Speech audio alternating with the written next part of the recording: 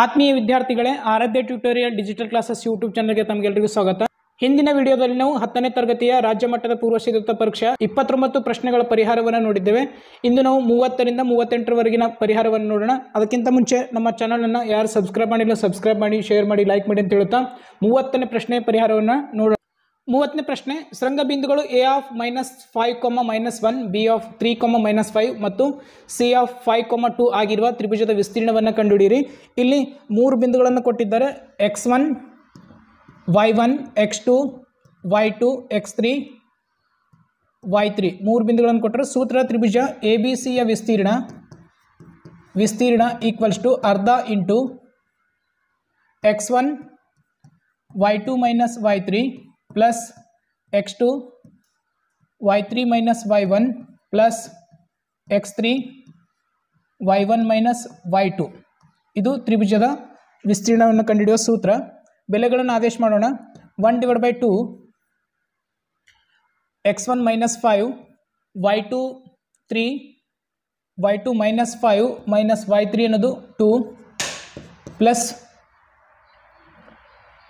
x2 3 y3 2 minus y1 minus 1 ಇದೆ plus 1 plus x3 ಅನ್ನೋದು 5 y1 minus 1 minus y2 plus 5 plus 5. 1/2 minus 5 minus 7 plus 3 into 3 plus 5 into ಇಲ್ಲಿ 4. 1/2 minus into minus plus 35 35 plus ಇಲ್ಲಿ 9 3 9 plus 24 20. 1/2 ಇವೆಲ್ಲವನ್ನು ಕೂಡಿಸಿದಾಗ 55 plus 9 64 32 ಚದರಮಾನಗಳು. 30ನೇ ಅಥವಾ ಪ್ರಶ್ನೆ, A of -1, -2, B of 1, 0, C of -1, 2 ಮತ್ತು D of -3, 0 ಒಂದು ಚೌಕದ ಸರಂಗಗಳಾಗಿವೆ. ಚಿತ್ರದಲ್ಲಿ ತೋರಿಸಿರುವಂತೆ ಎ ಸಿ ಮತ್ತು ಬಿ ಡಿ ಕರ್ಣಗಳು ಓ ಬಿಂದುವಿನಲ್ಲಿ ಛೇದಿಸಿವೆ. ಹಾಗಾದರೆ ಕರ್ಣಗಳ ಉದ್ದವನ್ನು ಹಾಗೂ ಓ ಬಿಂದುವಿನ ನಿರ್ದೇಶಾಂಕಗಳನ್ನು ಕಂಡುಹಿಡಿಯಿರಿ. ಇವೆರಡು ಬಿಂದುಗಳನ್ನು ಇಲ್ಲಿ ಬರ್ಕೊಳ್ಳೋಣ. -1, -2, ಬಿ 1, 0, ಸಿ ಬಿಂದು -1, 2, ಡಿ ಬಿಂದು -3, 0. ಕರ್ಣಗಳು ಓ ಬಿಂದುವಿನಲ್ಲಿ ಛೇದಿಸಿದರೆ ಅದು ಮಧ್ಯ ಬಿಂದುವಿನಲ್ಲಿ ಛೇದಿಸಿದ. ಹಾಗಾಗಿ ಎ ಓನ ನಿರ್ದೇಶಾಂಕಗಳು x, y equals to x1 plus x2 divide by 2 y1 plus y2 divide by 2. ಓನ ನಿರ್ದೇಶಾಂಕಗಳು ಏನಾಗಿರ್ತವೆ ಅಂದರೆ ಇದು ಮಧ್ಯಬಿಂದು ಆಗಿರ್ತದೆ ಓ ಅನ್ನೋದು. ಹಾಗಾಗಿ ಮಧ್ಯಬಿಂದು ಸೂತ್ರವನ್ನು ಉಪಯೋಗ ಮಾಡ್ತಾ ಇದ್ದೀವಿ. ಇಲ್ಲಿ -1 ಡಿವೈಡ್ ಬೈ 2 ಇಲ್ಲಿ y2 ಅನ್ನೋದು x2 ಅನ್ನು y1 ಅನ್ನೋದು -2 plus 2 divide by 2 -2 divide by 2 ಇಲ್ಲಿ 0 ಡಿವೈಡ್ ಬೈ 2 ಉತ್ತರ -1, 0. ಓನ ನಿರ್ದೇಶಾಂಕ ಬಿಂದುಗಳು -1, 0 ಆಯಿತು. ಈಗ ನೆಕ್ಸ್ಟ್ ಏನು ಕಂಡುಹಿಡಬೇಕಂದ್ರೆ ದೂರವನ್ನು ಕಂಡುಹಿಡಬೇಕು, ಕರ್ಣಗಳ ಉದ್ದವನ್ನು ಕಂಡುಹಿಡಬೇಕು. Equals to √ x2 minus x1 whole square plus y2 minus y1 whole square. A ಸಿಯ ಉದ್ದ ಇಲ್ಲಿ x2 ಅಂತಂದರೆ -1 ಪ್ಲಸ್ 1 ಹೋಲ್ ಸ್ಕ್ವೇರ್ ಪ್ಲಸ್ ಇದು y2 y1 ಅನ್ನೋದು 2 ಪ್ಲಸ್ 2 ಹೋಲ್ ಸ್ಕ್ವೇರ್. ಇಲ್ಲಿ 0 ಸ್ಕ್ವೇರ್ ಪ್ಲಸ್ 4 ಸ್ಕ್ವೇರ್ 16 ಇಲ್ಲಿ 4 ಅನ್ನೋದು ಬಂತು. ಎ ಸಿಯ ಉದ್ದ 4. ನೆಕ್ಸ್ಟ್ ಬಿ ಸಿಯ ಉದ್ದವನ್ನು ಕಂಡುಹಿಡಬೇಕು. ಬಿ ಡಿಯ ಉದ್ದ B D equals to 4 centimetre. ಯಾಕಂತಂದರೆ ಚೌಕದ ಕರ್ಣಗಳು ಸಮ ಇರ್ತವೆ. 31ನೇ ಪ್ರಶ್ನೆ, ಚಿತ್ರದಲ್ಲಿ 14 ಸೆಂಟಿಮೀಟರ್ ಬಾಹುವಿನ ಅಳತೆ ಇರುವ ಸಮಬಾಹು ತ್ರಿಭುಜದ ಎ ಬಿ ಸಿಯ ವಿಸ್ತೀರ್ಣವು 49√3 ಸೆಂಟಿಮೀಟರ್ ಸ್ಕ್ವೇರ್ ಆಗಿದೆ. ಪಿ ಕ್ಯೂ ಮತ್ತು ಆರ್ಗಳು ತ್ರಿಭುಜದ ಬಾಹುಗಳ ಮಧ್ಯಬಿಂದುಗಳು ಹಾಗೂ ಪಿ ಕ್ಯೂ ಆರ್ ಮತ್ತು ಆರ್ ಪಿಗಳು ಕ್ರಮವಾಗಿ ಬಿ ಸಿ ಎ ಕೇಂದ್ರಗಳಾಗಿರುವ ವೃತ್ತದ ಕಂಸಗಳಾಗಿವೆ. ಹಾಗಾದರೆ ಛಾಯಾಗೊಳಿಸಿದ ಭಾಗದ ವಿಸ್ತೀರ್ಣವನ್ನು ಮತ್ತು ಅದರ ಸುತ್ತಳತೆಯನ್ನು ಕಂಡುಹಿಡಿಯಿರಿ. ಇಲ್ಲಿ ತ್ರಿಭುಜದ ಒಂದು ಬಾಹು AB = BC = CA. ಸಮಬಾಹು ತ್ರಿಭುಜದ ಎಲ್ಲ ಬಾಹುವಿನ ಉದ್ದ 14 ಸೆಂಟಿಮೀಟರ್ಗಳಿವೆ. ಹಾಗಾದರೆ ತ್ರಿಜ್ಯ ಏನಾಗ್ತದೆ ಇಲ್ಲಿ ಅಂದರೆ ತ್ರಿಜ್ಯ AP ಅಂತ ಹೇಳಾಗ್ತದೆ. AP ಅಂತ ಹೇಳಿ ತಗೋಬೋದು ಅಥವಾ AR ಅಂತ ಹೇಳಿ ತಗೊಳ್ಬೋದು. ಇವೆಲ್ಲ ತ್ರಿಜ್ಯಗಳಾಗ್ತವೆ. BP, BQ, CQ, UCR ಇವೆಲ್ಲ ಏನಾಗಿರ್ತವೆ ಅಂದ್ರೆ 7 ಸೆಂಟಿಮೀಟರ್. 14ರಲ್ಲಿ ಅರ್ಧವನ್ನು ಮಾಡಿದಾಗ 7 ಸೆಂಟಿಮೀಟರ್ ತ್ರಿಜ್ಯ ಅಂತ ಹೇಳಿ ಸಿಗ್ತದೆ. ABCಯ ವಿಸ್ತೀರ್ಣವನ್ನು ಕೊಟ್ಟಿದ್ದಾರೆ. ಇಲ್ಲಿ ವಿಸ್ತೀರ್ಣ 49√3². ABC ಸಮಬಾಹು ತ್ರಿಭುಜವಾದಾಗ ಕೋನ ಏನಾಗಿರ್ತದೆ θ = 60 ಡಿಗ್ರಿ ಆಗಿರ್ತದೆ. 60 ಡಿಗ್ರಿ. ಛಾಯಾಗೊಳಿಸಿದ ಭಾಗದ ವಿಸ್ತೀರ್ಣ ತ್ರಿಭುಜ ABCಯ ವಿಸ್ತೀರ್ಣ ಮೈನಸ್ 3 ತ್ರಿಜ್ಯಾಂತರ ಖಂಡದ ವಿಸ್ತೀರ್ಣ. ತ್ರಿಭುಜದ ವಿಸ್ತೀರ್ಣ 49√3 ಮೈನಸ್ 3 ಇಂಟು ತ್ರಿಜ್ಯಾಂತರ ಖಂಡದ ವಿಸ್ತೀರ್ಣ θ/360 ಇಂಟು πr². ಇಲ್ಲಿ 49√3ರ ಬೆಲೆ 1.7 ಅಂತ ಕೊಟ್ಟಿದ್ದಾರೆ. 3 ಇಂಟು θ ಅಂತಂದ್ರೆ 60 ಭಾಗಿಲೆ 360 ಇಂಟು 22/7 ಇಂಟು r ಅಂತಂದ್ರೆ 7 ಇಂಟು 7. 7 ಕ್ಯಾನ್ಸಲ್ ಆಯಿತು. 6 1 6 6 36 3 1 3 2 2 11. ಇವೆರಡನ್ನು ಗುಣಿಸಿದಾಗ 83.3 ಮೈನಸ್ ಇಲ್ಲಿ 11 7 77. ಇಲ್ಲಿ ಉತ್ತರ ಛಾಯಾಗೊಳಿಸಿದ ಭಾಗದ ವಿಸ್ತೀರ್ಣದ ಉತ್ತರ 6.3 ಸೆಂಟಿಮೀಟರ್ ಸ್ಕ್ವೇರ್ ಅನ್ನೋದು ಬರ್ತದೆ. ಇನ್ನೊಂದು ಕಂಸದ ಸುತ್ತಳತೆಯನ್ನು ಕಂಡುಹಿಡಿಯಿರಿ ಅಂತ ಹೇಳಿ ಕೊಟ್ಟಿದ್ದಾರೆ. ಇಲ್ಲಿ ಕಂಸಗಳು 3 ಕಂಸಗಳಾಗಿ ಕಂಸದ ಸುತ್ತಳತೆ 3 ಕಂಸಗಳಾಗಿವೆ. 1 2 3. ಇಲ್ಲಿ 3 ಕಂಸಗಳನ್ನು ನಾವು ನೋಡ್ಬೋದು. ಈ 3 ಕಂಸದ ಸುತ್ತಳತೆಗಳನ್ನು ಕೇಳಿದ್ದಾರೆ. 3 into θ/360 into 2πr. 3 into 60/360 into 2 into 22/7 into r ಅಂದರೆ 7. 7 7 ಕ್ಯಾನ್ಸಲ್ ಆಯಿತು. 0 0 6 1 6 6 36 3 1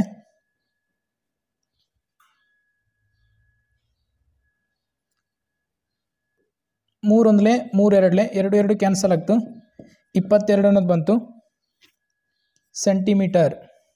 ಕಂಸದ ಸುತ್ತಳತೆ 22 ಸೆಂಟಿಮೀಟರ್. 32ನೇ ಪ್ರಶ್ನೆ. ಒಂದು ಮೋಟಾರ್ ದೋಣಿಯ ಜವವು ನಿಚ್ಚಳ ನೀರಿನಲ್ಲಿ 11 ಕಿಲೋಮೀಟರ್ ಪ್ರತಿ ಅವರ್ ಆಗಿದೆ. ಆ ದೋಣಿಯ ಪ್ರವಾಹಕ್ಕೆ ಎದುರಾಗಿ 12 ಕಿಲೋಮೀಟರ್ ದೂರ ಚಲಿಸಲು ಹಾಗೂ ಪ್ರವಾಹದೊಡನೆ ಮೊದಲಿನ ಸ್ಥಾನಕ್ಕೆ ಹಿಂದಿರುಗಲು ತೆಗೆದುಕೊಳ್ಳುವ ಸಮಯ 2 ಗಂಟೆ 45 ನಿಮಿಷಗಳು. ಹಾಗಾದರೆ ಪ್ರವಾಹದ ಜವವನ್ನು ಕಂಡುಹಿಡಿಯಿರಿ. ಪ್ರವಾಹದ ಜವವು x km/h ಆಗಿರಲಿ. ಪ್ರವಾಹದ ವಿರುದ್ಧ ದಿಕ್ಕು.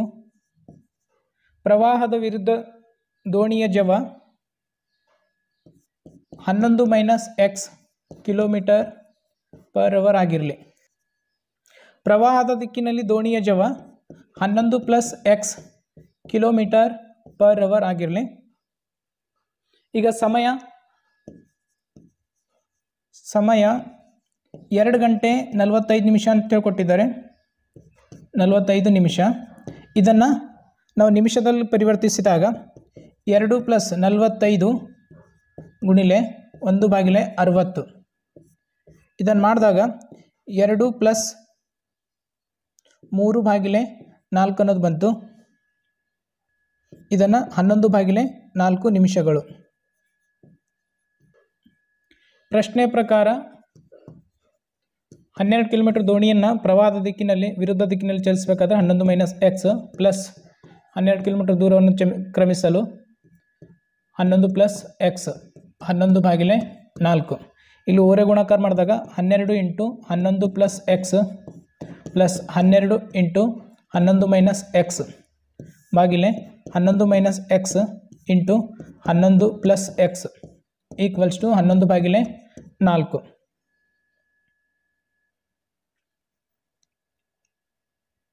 132 plus 12 x plus 132 minus 12 x ಗುಣಿಸಿದಾಗ ಇಲ್ಲಿ 11 square 121 minus x square a minus b a plus b ಪ್ರಕಾರ ಬಿಡಿಸ್ಕೊಂಡಾಗ ಈಕ್ವಲ್ಸ್ ಟು 11 ಭಾಗಿಲೆ 4.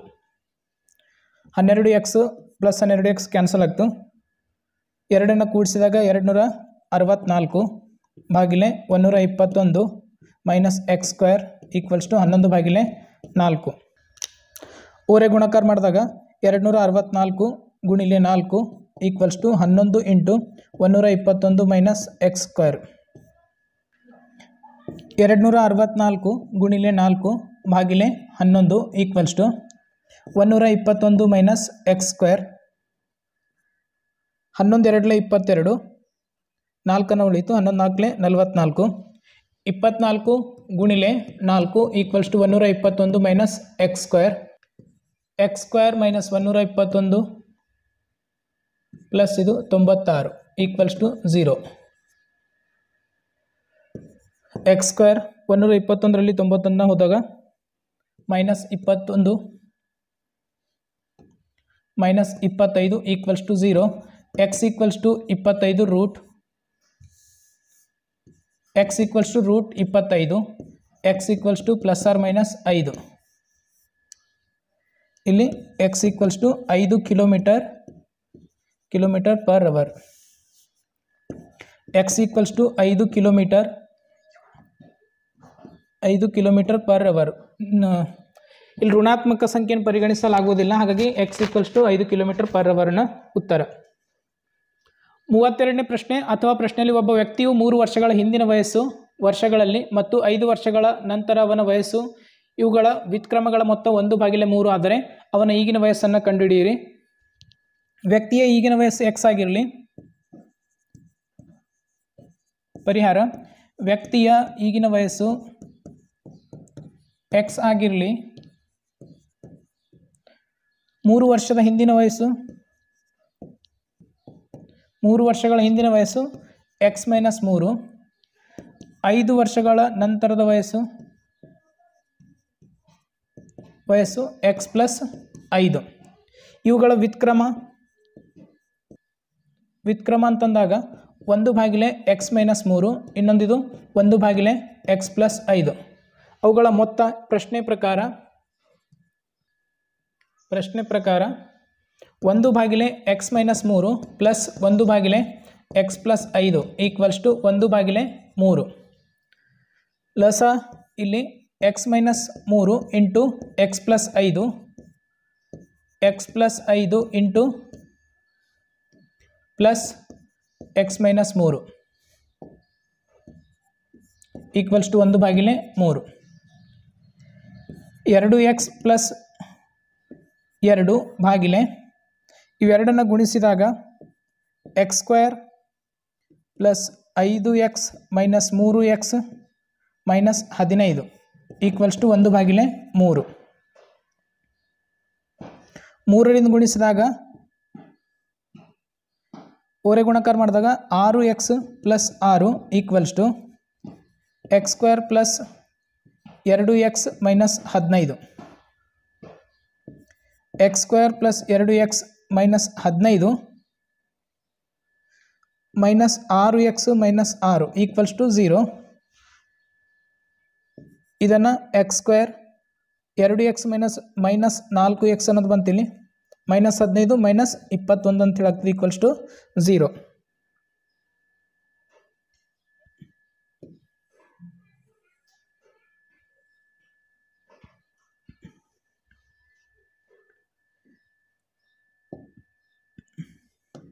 ಈ ವರ್ಗ ಸಮೀಕರಣವನ್ನು ಬಿಡಿಸಿದಾಗ x square minus 7x plus 3x minus 21 equals to 0. X common ತೆಗೆದಾಗ ಎಕ್ಸ್ ಮೈನಸ್ 7 ಪ್ಲಸ್ 3 ಕಾಮನ್ ತೆಗೆದಾಗ x minus 7 equals to 0. X plus 3 equals to 0. X minus 7 equals to 0, x equals to -3 ಮತ್ತೊಂದು x equals to +7. ಇಲ್ಲಿ ವಯಸ್ಸು ನೆಗೆಟಿವ್ನಲ್ಲಿರಲ್ಲ, positive, ಹಾಗಾಗಿ x equals to 7. ಈಗಿನ ವಯಸ್ಸು 7 ವರ್ಷಗಳು. ವ್ಯಕ್ತಿಯ ಈಗಿನ ವಯಸ್ಸು 7 ವರ್ಷಗಳು. 33ನೇ ಪ್ರಶ್ನೆ, ಕೊಟ್ಟಿರುವ ಚಿತ್ರದಲ್ಲಿ ಬಿ ಸಿ ಸಮಾಂತರವಾಗಿದೆ ಪಿ ಕ್ಯೂ ಆಗಿದೆ. A B equals to 5 centimetre, P Q equal to 2 centimetre ಮತ್ತು A P equals to 2.5 centimetre ಆದರೆ ಬಿ ಸಿಯ ಉದ್ದವನ್ನು ಕಂಡುಹಿಡಿಯಿರಿ ಹಾಗೂ ತ್ರಿಭುಜ ಎ ಪಿ ಕ್ಯೂನ ವಿಸ್ತೀರ್ಣ ಬಾಗಿಲೆ ತ್ರಿಭುಜ ಎ ಬಿ ಸಿಯ ವಿಸ್ತೀರ್ಣ ಈಕ್ವಲ್ಸ್ ಟು 1/4 ಎಂದು ಸಾಧಿಸಿ. ಕೊಟ್ಟಂಥ ದತ್ತಾಂಶಗಳನ್ನು ಬರ್ಕೊಳ್ಳೋಣ. ಇಲ್ಲಿ A B equals to 5 centimetre, P Q equals to 2 centimetre ಮತ್ತು A P equals to 2.5 centimetre ಅಂತ ಹೇಳಿ ಕೊಟ್ಟಿದ್ದಾರೆ. ಅಷ್ಟು ಬರ್ಕೊಂಡಿದ್ದೀನಿ. ಬಿ ಸಿ ಮತ್ತು ಬಿ ಸಿಯ ಉದ್ದವನ್ನು ಕಂಡುಹಿಡಬೇಕು ನಾವು. ಇಲ್ಲಿ ತ್ರಿಭುಜ ಎ ಬಿ ಸಿ ಮತ್ತು ತ್ರಿಭುಜ ಎ ಪಿ ಕ್ಯೂಗಳಲ್ಲಿ ಎರಡೂ ತ್ರಿಭುಜಗಳು ಸಮರೂಪ. ಎ ಬಿ ಸಿ ಸಮರೂಪವಾಗಿದೆ ತ್ರಿಭುಜ ಎ ಪಿ ಕ್ಯೂ, ಯಾಕಂದರೆ ಉಭಯ ಸಾಮಾನ್ಯ ಕೋನ ಮತ್ತು ಎರಡು ಬಾಹುಗಳು ಸಮಾಂತರವಾಗಿವೆ. ಬಿ ಸಿ ಸಮಾಂತರವಾಗಿದೆ ಪಿ ಕ್ಯೂ. ಆದ್ದರಿಂದ ಎ ಪಿ ಅನುರೂಪ ಬಾಹುಗಳು ಸಮಾನುಪಾತದಲ್ಲಿ ಇರ್ತವೆ. ಎ ಪಿ ಭಾಗಿಲೆ A B equals to P Q ಭಾಗಿಲೆ ಬಿ ಸಿ. ಇಲ್ಲಿ ಎ ಪಿ ಅನ್ನೋದು 2.5 ಭಾಗಿಲೆ 5 ಈಕ್ವಲ್ಸ್ ಟು 2 ಭಾಗಿಲೆ ಬಿ ಸಿ ಅನ್ನೋದು ಬಂತು. 2.5 ಒಂದಲೆ 5 ಎರಡಲೆ ಅಂಥೇಳಿ ಬಂತು. 2.5 ಒಂದಲೆ 2.5 ಎರಡಲೆ ಅನ್ನೋದು ಬಂತು. ಓರೆ ಗುಣಾಕಾರ ಮಾಡಿದಾಗ B C equals to 4 centimetre ಅನ್ನೋದು ಬಂತು. ಮತ್ತೇನು ಕೇಳಿದ್ದಾರೆ ಅಂತಂದ್ರೆ ತ್ರಿಭುಜ ಎ ಪಿ ಕ್ಯೂನ ವಿಸ್ತೀರ್ಣ, ಮತ್ತೇನು ಕೇಳಿದ್ದಾರೆ ಇಲ್ಲಿ ತ್ರಿಭುಜ ಎ ಪಿ ಕ್ಯೂನ ವಿಸ್ತೀರ್ಣ ಭಾಗಿಲೆ ತ್ರಿಭುಜ ಎ ಬಿ ಸಿಯ ವಿಸ್ತೀರ್ಣ. ಈ ಎರಡು ತ್ರಿಭುಜದ ವಿಸ್ತೀರ್ಣ ಪಿ ಕ್ಯೂ ಭಾಗಿಲೆ B C square, P Q square ಭಾಗಿಲೆ ಬಿ ಸಿ ಸ್ಕ್ವೇರ್ ಅನ್ನೋದು. ಪಿ ಕ್ಯೂ ಅನ್ನೋದು 2 ಸ್ಕ್ವೇರ್ ಭಾಗಿಲೆ ಇದು 4 ಸ್ಕ್ವೇರ್. 4 ಭಾಗಿಲೆ 16, 4 ಒಂದಲೆ 4 ನಾಲ್ಕಲೆ 1/4 ಅಂತೇಳಿ ಕೇಳಿದರು. 1/4 ಅನ್ನೋದು ಬಂತು. ಇದನ್ನು ಸಾಧಿಸಿದ್ದೇವೆ. 34ನೇ ಪ್ರಶ್ನೆ, ಒಂದು ಸಮಾಂತರ ಶ್ರೇಣಿಯಲ್ಲಿ 51 ಪದಗಳಿವೆ. ಈ ಶ್ರೇಣಿಯ ಕೊನೆಯ ಪದದಿಂದ 20ನೇ ಪದ 157 ಆಗಿದೆ. ಶ್ರೇಣಿಯ ಸಾಮಾನ್ಯ ವ್ಯತ್ಯಾಸವು 5 ಆದರೆ ಸಮಾಂತರ ಶ್ರೇಣಿಯನ್ನು ಕಂಡುಹಿಡಿಯಿರಿ ಅಂತ ಕೊಟ್ಟಿದ್ದಾರೆ. ಕೊನೆಯಿಂದ 20ನೇ ಪದ, ಕೊನೆಯಿಂದ 20ನೇ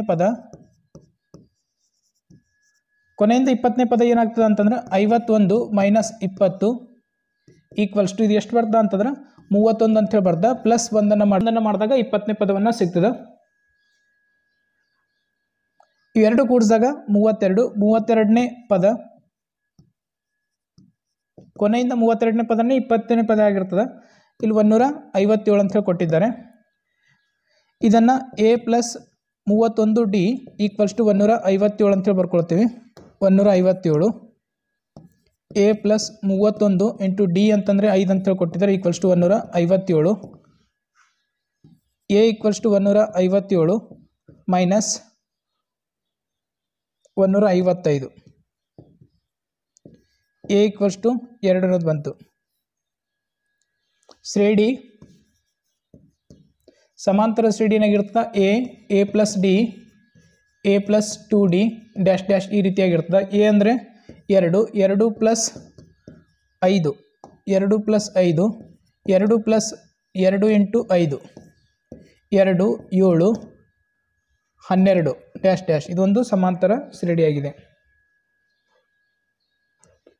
34ನೇ ಅಥವಾ ಪ್ರಶ್ನೆ, ಒಂದು ಸಮಾಂತರ ಶ್ರೇಣಿಯ 2ನೇ ಪದ ಮತ್ತು 4ನೇ ಪದಗಳ ಮೊತ್ತ 22 ಹಾಗೂ ಅದರ ಮೊದಲ 11 ಪದಗಳ ಮೊತ್ತ 253 ಆದರೆ ಸಮಾಂತರ ಶ್ರೇಣಿಯನ್ನು ಕಂಡುಹಿಡಿಯಿರಿ. ಈ ಸಮಾಂತರ ಶ್ರೇಣಿಯ ಕೊನೆಯ ಪದವು 67 ಆದರೆ ಶ್ರೇಣಿಯಲ್ಲಿರುವ ಪದಗಳ ಸಂಖ್ಯೆಗಳನ್ನು ಕಂಡುಹಿಡಿಯಿರಿ. ಕೊಟ್ಟಂಥ ದತ್ತಾಂಶಗಳನ್ನು ಬರ್ಕೊಳ್ಳೋಣ. ಇಲ್ಲಿ A2 plus A4 equals to 22 ಅಂತ ಕೊಟ್ಟಿದ್ದಾರೆ. ಇದನ್ನು ಬಿಡಿಸ್ಕೊಂಡಾಗ A plus D plus A plus 3D equals to 22, 2A plus 4D equals to 22,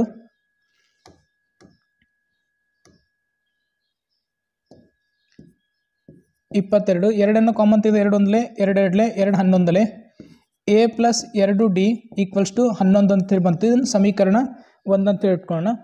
ಮತ್ತೇನು ಕೊಟ್ಟಿದ್ದಾರೆ ಅಂತಂದ್ರೆ 11ನೇ ಪದದ ಮೊತ್ತ ಎಸ್ 11 ಈಕ್ವಲ್ಸ್ ಟು 11/2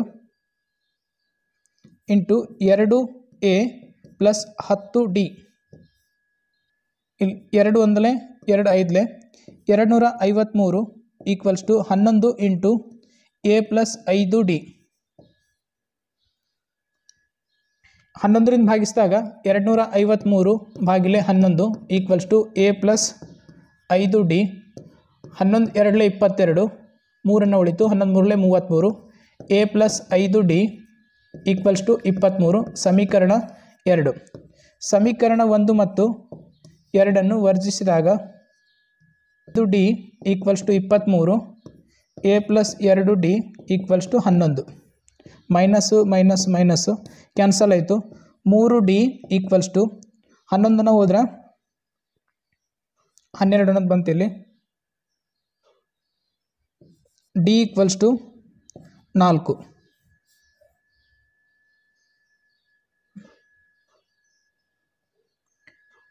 ಡಿ ಬೆಲೆಯನ್ನು d ಈಕ್ವಲ್ಸ್ ಟು 4 ಸಮೀಕರಣ 1ರಲ್ಲಿ ಆದೇಶಿಸಿದಾಗ ಏನು ಬರ್ತದೆ ಅಂತಂದ್ರೆ a plus 2 into 4 equals to 11.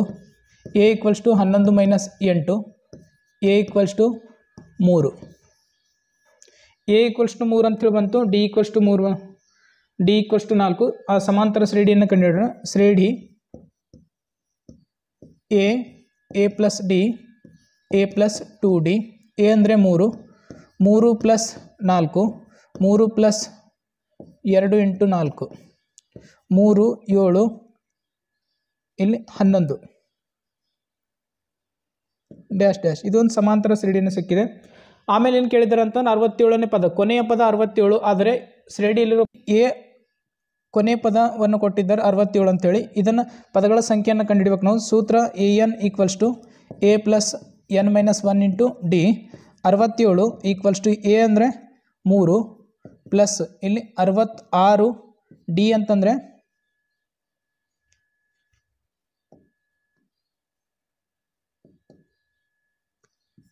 n minus 1 D ಅಂತಂದರೆ 4. 67ರಲ್ಲಿ 3 ಹೋದಾಗ 64 ಅನ್ನೋದು ಬಂತು equals to n minus 1 into 4. ಇಲ್ಲಿ 64/4 ಈಕ್ವಲ್ಸ್ ಟು n ಮೈನಸ್ 1 4 ಒಂದಲೇ 4 ಆರಲೇ 24. n equals to 16 plus 1 n equals to 17. 17ನೇ ಪದ ಏನಾಗಿರ್ತದೆ ಅಂತಂದ್ರೆ 67 ಅಂತೇಳಿ ಆಗಿರ್ತದೆ. ಕೊಟ್ಟಿರೋ ರೇಖಾತ್ಮಕ ಸಮೀಕರಣ ಜೋಡಿಯ ಪರಿಹಾರವನ್ನು ನಕ್ಷಾ ವಿಧಾನದಿಂದ ಕಂಡುಹಿಡಿಯಿರಿ. ಇಲ್ಲಿ 2x plus y equals to 8 ಅಂತೇಳಿ ಒಂದು ಸಮೀಕರಣ ಇದೆ. x plus y equals to 5 ಅಂತ ಹೇಳಿದೆ. ಇದನ್ನು ನಾನು y equals to 8 minus 2x ಅಂತೇಳಿ ಬರ್ಕೊಳ್ತೀನಿ. ಇಲ್ಲೊಂದು ಕಾಲಮ್ ಟೇಬಲ್ ಅನ್ನು ರಚನೆ ಮಾಡ್ತೀನಿ. x y ಇಲ್ಲಿ ಇನ್ನೊಂದು ಕಾಲಮು ಇದನ್ನು y equals to 5 minus x 2 3 4 ಅಂತೇಳಿ ತೊಗೋತೀನಿ. ಇನ್ನು 2 3 4 2ಅನ್ನು ಇಟ್ಕೊಂಡಾಗ 2 ಎರಡಲೇ 4 8ರಲ್ಲಿ 4 ಹೋದ್ರೆ 4 ಅಂತೇಳಿ ಬಂತು. 3ಅನ್ನು ಇಟ್ಕೊಂಡಾಗ 2 ಅನ್ನೋದು ಬರ್ತದೆ. 4ಅನ್ನು ಇಟ್ಕೊಂಡಾಗ 0 ಅನ್ನೋದು ಬಂತು. ಇಲ್ಲಿ 2ಅನ್ನು ಇಟ್ಕೊಂಡಾಗ 3 ಅಂತೇಳಿ ಬಂತು. 3ಅನ್ನು ಇಟ್ಕೊಂಡಾಗ 2 4ಅನ್ನು ಇಟ್ಕೊಂಡಾಗ 1 ಅನ್ನೋದು ಬಂತು. ಇದು ಗ್ರಾಫ್ನಲ್ಲಿ ಇಳಿಸೋಣ. x ಅಕ್ಷೆ ಇದು y ಅಕ್ಷೆ. ಸ್ಕೇಲನ್ನು ಬರ್ಕೊಳ್ಬೇಕು.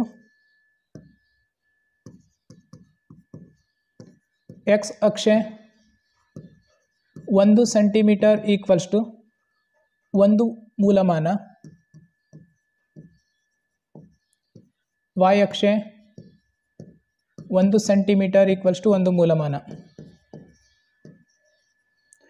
1 2 3 4 5 6 7 8 ಅಂತ ತೊಗೊಂಡಿನಿ. -1 -2 -3 1 2 3 4 5 6 7 8 ಇಲ್ಲಿ -1 -2 -3 -4 ಇಲ್ಲಿ 0 ಬೆಲೆಗಳನ್ನು ಆದೇಶ ಮಾಡಬೇಕು. ಇವಾಗ ಮೊದಲನೇ ಟೇಬಲ್ 2 ಇದ್ದಾಗ 4 2, 4 2, 4 3, 2 3, 2 3,2 ಇನ್ನೊಂದು 4,0 4,0 ನೆಕ್ಸ್ಟ್ ಇನ್ನೊಂದು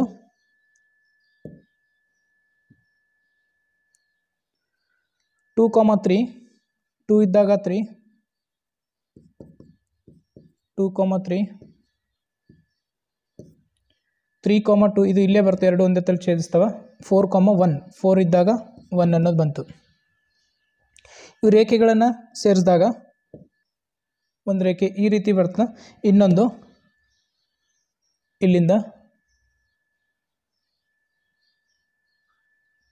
ಈ ಎರಡು ರೇಖೆಗಳು ಈ ರೀತಿ ಸೇರ್ತವೆ. x =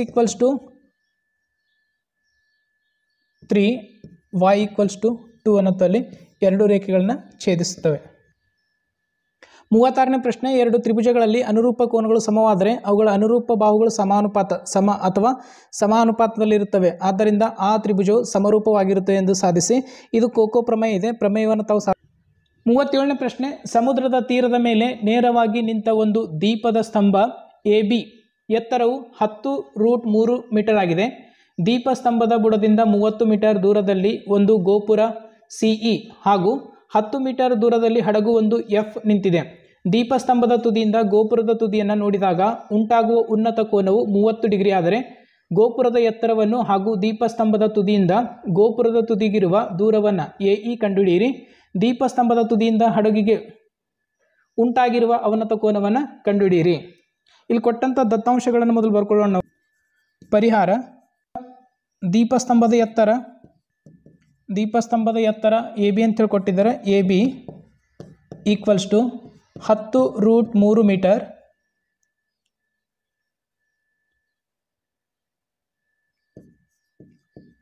ದೀಪಸ್ತಂಭ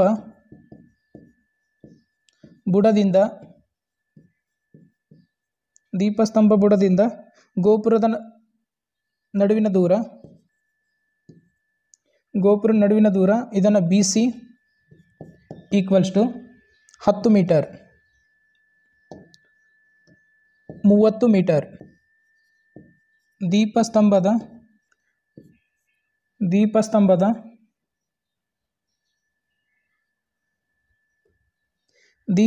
ಮತ್ತು ಹಡಗು ಇದು 10 ಮೀಟರ್. ನಾವು ಗೋಪುರದ ಎತ್ತರವನ್ನು ಕಂಡುಹಿಡಬೇಕಿಲ್ಲಿ. ಗೋಪುರದ ಎತ್ತರ CE = ಎಷ್ಟು? ಮತ್ತು ಇಲ್ಲಿ ಕೋನವನ್ನು ಕೊಟ್ಟಿದ್ದಾರೆ. ಒಂದು ಕೋನ ಉನ್ನತ ಕೋನ 30 ಡಿಗ್ರಿ ಅಂತ ಹೇಳಿ ಕೊಟ್ಟಿದ್ದಾರೆ. ಇನ್ನೊಂದು ಕೋನವನ್ನು ಕಂಡುಹಿಡಿ. ಚಿತ್ರದಿಂದ ಪರಿಹಾರವನ್ನು ನೋಡೋಣ. ಚಿತ್ರದಿಂದ AB = ಇಲ್ಲಿ AB ಅನ್ನೋದು ಮತ್ತು CD ಅನ್ನೋದು ಎರಡು ಈಕ್ವಲ್ ಆಗಿರ್ತವೆ. ಇವೆರಡರದ್ದು ಅಳತೆ 10√3 ಮೀಟರ್ ಆಗಿದೆ. ಮತ್ತು BC = AD ಇದು 30 ಮೀಟರ್. ತ್ರಿಭುಜ ADE ನಲ್ಲಿ D ಕೋನ 90 ಡಿಗ್ರಿ. ADE ನಲ್ಲಿ D ಕೋನ 90 ಡಿಗ್ರಿ, A ಕೋನ 30 ಅಂತ ಕೊಟ್ಟಿದ್ದಾರೆ. tan θ = ಇಲ್ಲಿ tan θ = ಅಭಿಮುಖ ED / AD. tan 30 degree = ED ಗೊತ್ತಿಲ್ಲ, AD ಅನ್ನೋದು ಗೊತ್ತಿದೆ 30 ಮೀಟರ್ ಅಂಥೇಳಿ. 1/√3 = ED / 30. ED = ಓರೆ ಗುಣಾಕಾರ ಮಾಡಿದಾಗ 30/√3 ಅನ್ನೋದು ಬಂತು. ಇಲ್ಲಿ ಛೇದನವನ್ನು ಕರ್ಣೀಕರಿಸಿದಾಗ ED = 30√3/3 ಅಂತೇಳಿ ಬಂತು. ಇದು 10√3 ಅನ್ನೋದು ಬಂತು. ED = 10√3.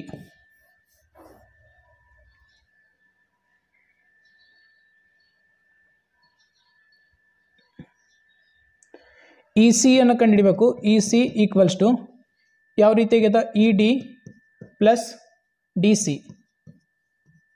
EC ಗೋಪುರದ ಎತ್ತರ, ED ಅನ್ನೋದು 10√3 ಪ್ಲಸ್ DC ಅನ್ನೋದು ಇದು 10√3. EC = 20√3. ಗೋಪುರದ ಎತ್ತರ 20√3 ಅಂತ ಬಂತು.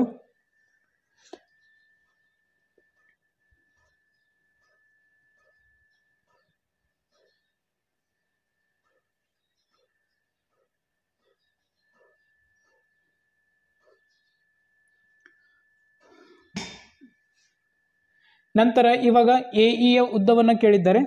ಎ ಇ ಅನ್ನೋದು ಕಂಡುಹಿಡಿಬೇಕು. ತ್ರಿಭುಜ ಎ ಡಿ ಇನಲ್ಲಿ ಡಿ ಕೋನ 90 degree.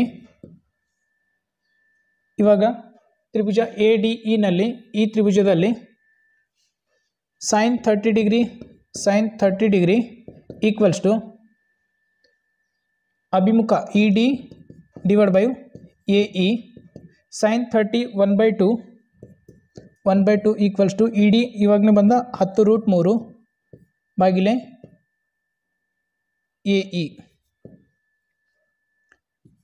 A E equals to 2 × 10√3 A E equals to 20√3 ಅನ್ನೋದು ಬಂತು.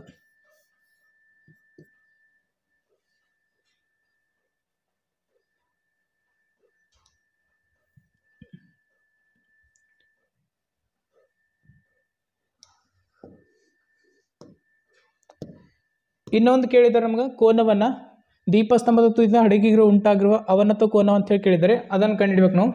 ತ್ರಿಭುಜ ಎ ಬಿ ಎಫ್ನಲ್ಲಿ ತ್ರಿಭುಜ ಎ ಬಿ ಎಫ್ನಲ್ಲಿ ಬಿ ಕೋನ 90 ಡಿಗ್ರಿ. ಇಲ್ಲಿ ತ್ರಿಭುಜ ಎ ಬಿ ಎಫ್ನಲ್ಲಿ ಬಿ ಕೋನ 90 ಡಿಗ್ರಿ ಇದೆ.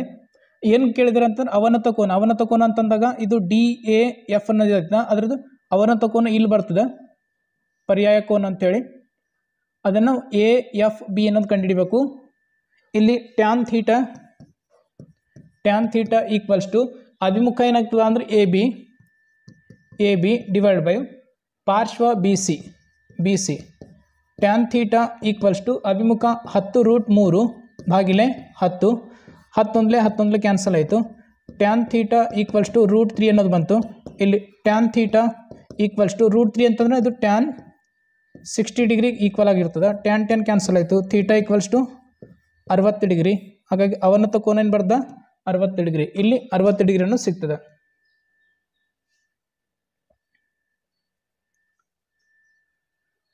ಮೂವತ್ತೆಂಟನೇ ಕೊನೆಯ ಪ್ರಶ್ನೆ. ಒಂದು ಸಿಲಿಂಡರ್ನ ಪಾದದ ಮೇಲೆ ಒಂದು ಶಂಕುವನ್ನು ಜೋಡಿಸಿ ಚಿತ್ರದಲ್ಲಿ ತೋರಿಸಿರುವಂತೆ ಒಂದು ಮರದ ಘನಾಕೃತಿಯನ್ನು ತಯಾರಿಸಲಾಗಿದೆ. ಘನಾಕೃತಿಯ ಎತ್ತರ 45 ಸೆಂಟಿಮೀಟರ್, ಶಂಕುವಿನ ಎತ್ತರ 15 ಸೆಂಟಿಮೀಟರ್ ಹಾಗೂ ಸಿಲಿಂಡರ್ನ ಪಾದದ ವ್ಯಾಸ 16 ಸೆಂಟಿಮೀಟರ್ ಆಗಿದೆ. ಘನಾಕೃತಿಯ ಪೂರ್ಣ ಮೇಲ್ಮೈ ವಿಸ್ತೀರ್ಣ ಹಾಗೂ ಘನಫಲವನ್ನು ಕಂಡುಹಿಡ್ರಿ. ಕೊಟ್ಟಂಥ ದತ್ತಾಂಶಗಳನ್ನು ಬರ್ಕೊಳ್ಳೋಣ. ಇಲ್ಲಿ ಸಿಲಿಂಡರ್ನ ತ್ರಿಜ್ಯ ಏನಾಗ್ತದೆ, ಇಲ್ಲಿ ವ್ಯಾಸ 16 ಸೆಂಟಿಮೀಟರ್ ಕೊಟ್ಟರೆ ತ್ರಿಜ್ಯ 8 ಸೆಂಟಿಮೀಟರ್ ಅಂತ ಹೇಳಾಗ್ತದೆ. ಅರ್ಧ 8 ಸೆಂಟಿಮೀಟರ್ ಆಯಿತು. ಎತ್ತರ ಸಿಲಿಂಡರ್ನ ಎತ್ತರ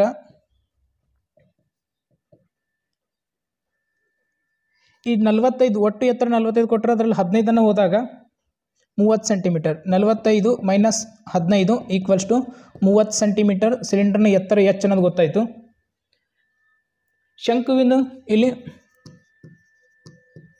ಶಂಕುವಿನ ಎತ್ತರ H2 ಅಂತ ತಗೊಳ್ಳೋಣ.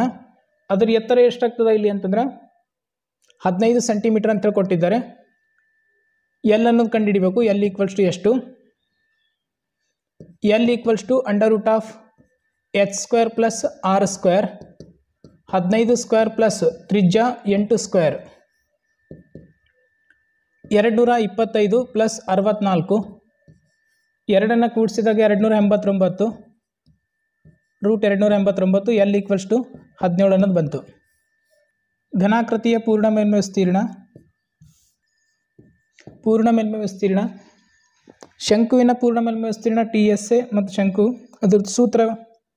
ಘನಾಕೃತಿಯ ಪೂರ್ಣ ಮೇಲ್ಮೈ ವಿಸ್ತೀರ್ಣ ಇಲ್ಲಿ ಸೂತ್ರಗಳು 2πRh plus πr².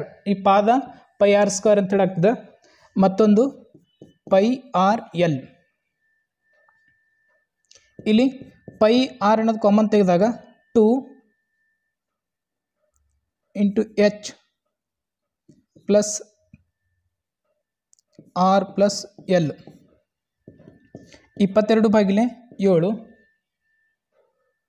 Into r ಅಂದರೆ 8, 2 ಇಂಟು ಎತ್ತರ ಸಿಲಿಂಡರ್ನ ಎತ್ತರ H1 30 centimetre, 30 plus 8 plus L ಅನ್ನೋದು 17. 22/7 ಇಂಟು 8, 32 60, ಪ್ಲಸ್ 8 ಪ್ಲಸ್ 17 22 ಭಾಗಿಲೆ 7 ಇಂಟು 8 ಎಲ್ಲವನ್ನು ಕೂಡಿಸಿದಾಗ 85 ಇವುಗಳನ್ನು ಗುಣಿಸಿದಾಗ 1400 14960 ಭಾಗಿಲೆ 7 ಅನ್ನೋದು ಬಂತು. ಇದನ್ನು ಭಾಗಿಸಿದಾಗ 2137.14 ಸೆಂಟಿಮೀಟರ್ ಸ್ಕ್ವೇರ್ ಅನ್ನೋದು ಪೂರ್ಣ ಮೇಲ್ಮೈ ವಿಸ್ತೀರ್ಣ. ನೆಕ್ಸ್ಟ್ ಘನಾಕೃತಿಯ ಘನಫಲವನ್ನು ಕಂಡುಹಿಡಿದ್ರೆ ಘನಫಲ ಸಿಲಿಂಡರ್ನ ಘನಫಲ pi R square H plus ಶಂಕುವಿನ ಘನಫಲ 1/3 ಪೈ ಆರ್ ಸ್ಕ್ವೇರ್ ಎಚ್ ಅನ್ನೋದಿರುತ್ತೆ. ಪೈ ಆರ್ ಸ್ಕ್ವೇರ್ ಅನ್ನೋದು ಕಾಮನ್ ತೆಗೆದಾಗ ಎಚ್ ಪ್ಲಸ್ 1/3 ಇಂಟು ಇದು ಎಚ್, ಇದು H1 ಇದು H2 ಬೇರೆ ಬೇರೆ ಆಗಿರ್ತವೆ. H1 ಇದು H2 22 ಭಾಗಿಲೆ 7 ಇಂಟು 64 8 ಸ್ಕ್ವೇರ್ 64 ಅನ್ನೋದು ಬಂತು ಇಂಟು 30 ಎಚ್ ಸಿಲಿಂಡರ್ನ ಎತ್ತರ 30 ಪ್ಲಸ್ 15 ಭಾಗಿಲೆ 3 3 1 3 5 22 ಗುಣಿಲೆ 64 ಭಾಗಿಲೆ 7 ಇಂಟು 35 7 1 7 5 35 ಎಲ್ಲವನ್ನು ಗುಣಿಸಿದಾಗ 7080 ಸೆಂಟಿಮೀಟರ್ ಕ್ಯೂಬ್ ಅನ್ನೋದು ಘನಫಲವನ್ನು ಬರ್ತದೆ. ಇದು ಕೊನೆಯ ಉತ್ತರ. ಆತ್ಮೀಯ ವಿದ್ಯಾರ್ಥಿಗಳೇ, ಇಲ್ಲಿಯವರೆಗೆ ನಾವು 10ನೇ ತರಗತಿಯ ಪೂರ್ವ ಸಿದ್ಧತಾ ಪರೀಕ್ಷಾ 1ರಿಂದ 38 ಪ್ರಶ್ನೆಗಳ ಪರಿಹಾರವನ್ನು ನೋಡಿದ್ದೇವೆ. ವಿಡಿಯೋನ ಇಷ್ಟ ಆದರೆ ಲೈಕ್ ಮಾಡಿ, ಶೇರ್ ಮಾಡಿ, ಸಬ್ಸ್ಕ್ರೈಬ್ ಮಾಡಿ. ಧನ್ಯವಾದಗಳು.